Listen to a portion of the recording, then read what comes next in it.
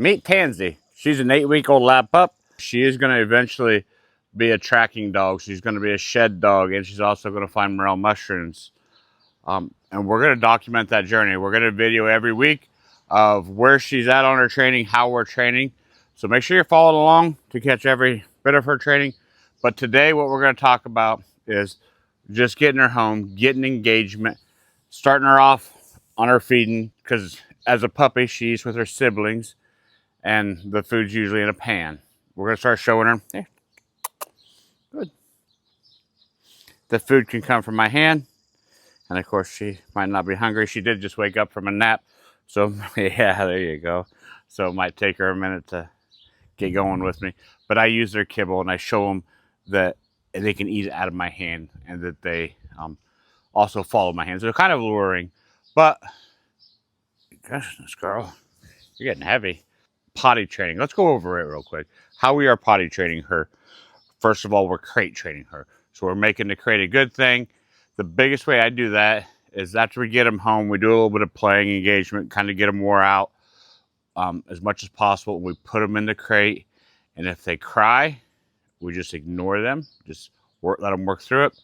But as soon as they calm down, we get them out and play with them. So what we're doing is we're showing that settling in your crate gets you out, and then of course crying gets you nothing. And usually, if you're consistent on doing that, when you first get them home for several hours, you know, in the crate, out of the crate, back and forth, usually they start getting it pretty good. She, she was sleeping in the crate when I got her out.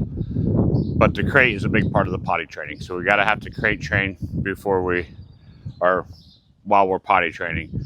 So our potty training consists of in the crate, outside. If they potty outside, we reward out here, and then we can go in and we can give them free time in the house just to roam around, explore, which we supervise that a lot, so she's not chewing on things she shouldn't be.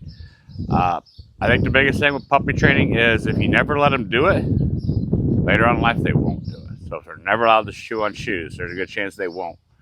If they're never allowed to pee or poop in the house, there's a good chance they won't. That's the reason why I really encourage the crate training, because if every time you bring them outside, good job, go potty, go potty, and you hear me saying, go potty, go potty. We're gonna sniff around, go potty. As soon as she's done, good girl, yeah, good girl, that's good, go potty, yeah. All right, so that's how we start the potty training.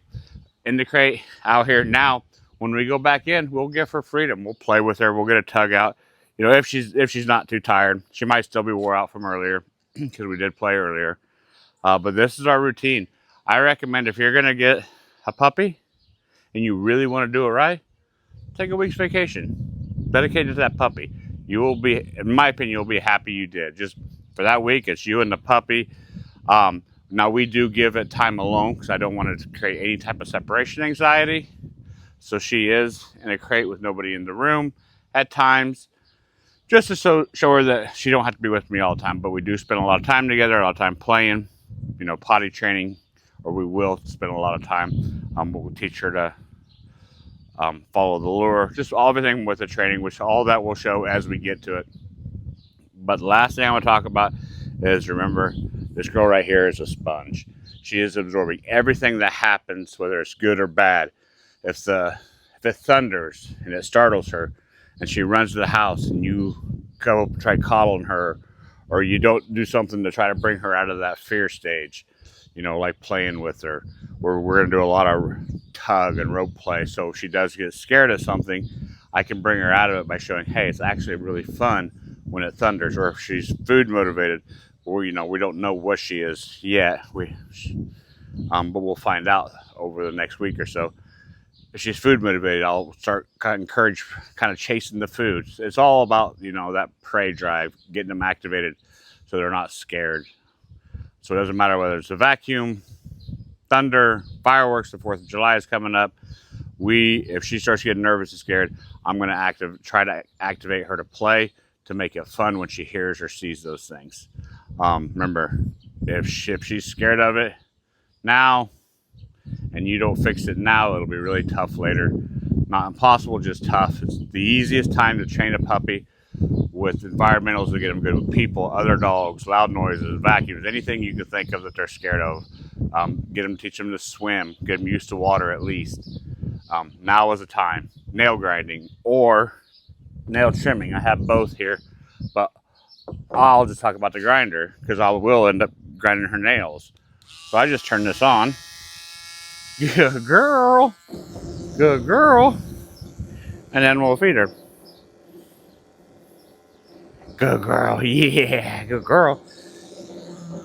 And so every time she hears that, good things happen. And eventually she's going to enjoy seeing those grinders.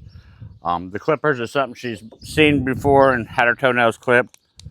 But we still, see, she's not scared of them. We can clip her nails, which for me with a puppy, because I don't want to mess up, I make it a two-man job. I mean, I could probably do it myself, but it's just easier to make sure we don't hurt them. Because with nail trimming, not to go too in-depth in that, you don't want to get too deep and get in them cuticles and make them bleed. We don't want to make anything a bad experience.